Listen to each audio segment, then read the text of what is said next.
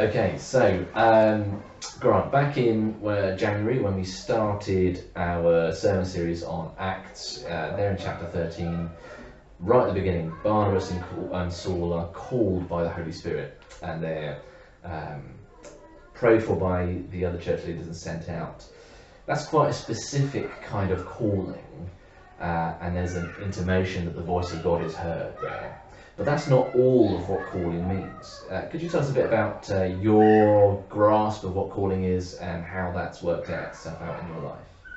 Yeah, so obviously I was in those sermons and listened to the teaching that you brought on that.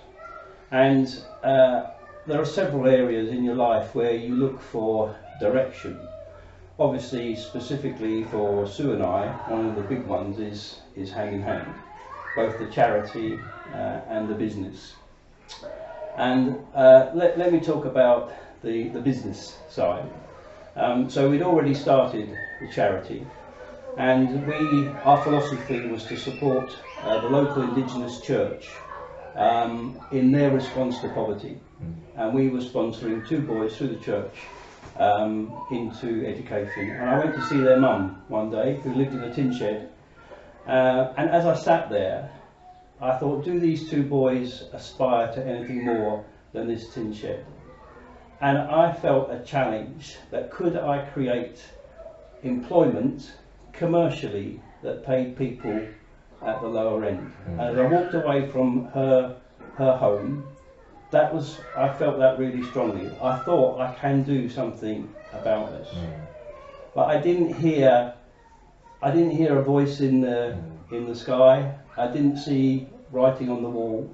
It was simply a challenge that was put to me, and I thought, I think I could do something about that. Now, I didn't realise the implications of it at that point and what it would involve. But there's no question in my mind now, having seen confirmation in between time, that was what we were supposed to respond to. Great.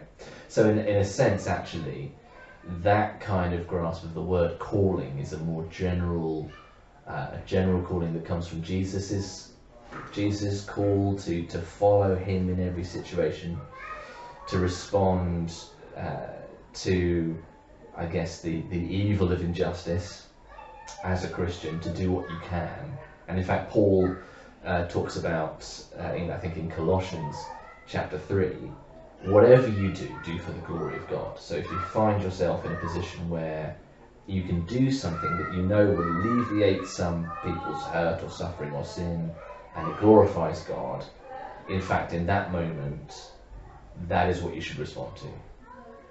Would that be? Yeah, I mean, I think God has made us all quite different characters.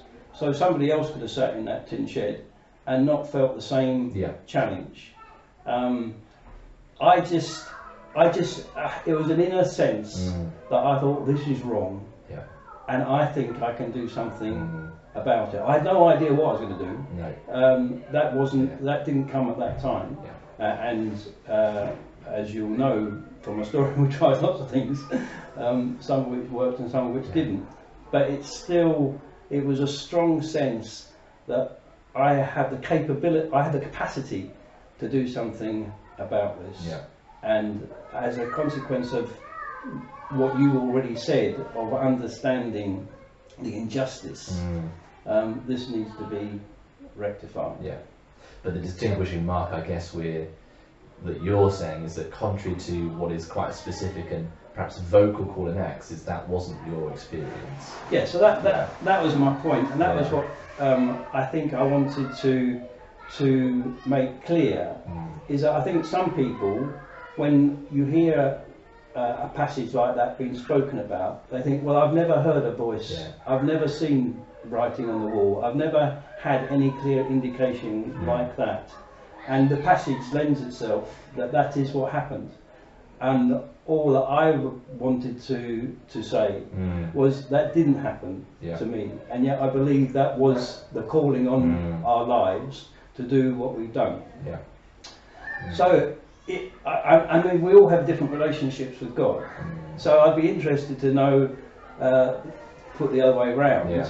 how you have experienced a calling. I mean, you're here today, you've been our pastor for many years, and I'm sure you feel called. How did that happen in your life? So I think it's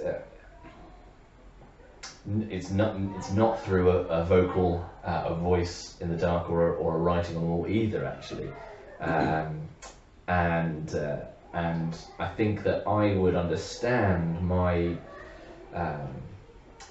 calling to be a pastor far better looking back through my life to see where God has been at work than looking forward through my life.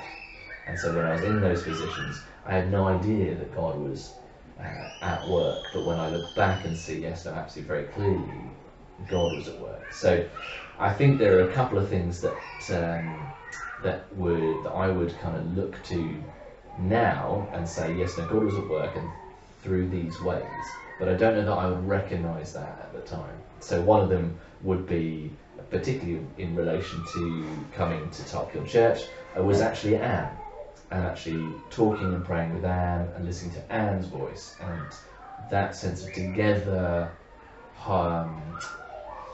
prayerfully holding the potential to come up here before the Lord, and not taking my own opinion more seriously than Anne's opinion in that sense. I think another one would actually be when I got to the end of my undergraduate course at LST, I was looking for jobs, wondering what to do. And one job I applied for, my tutor at the time said, you will absolutely definitely get an interview. You are exactly the right kind of person they're looking for. They would be crazy not to interview you. I did not even hear back from the email.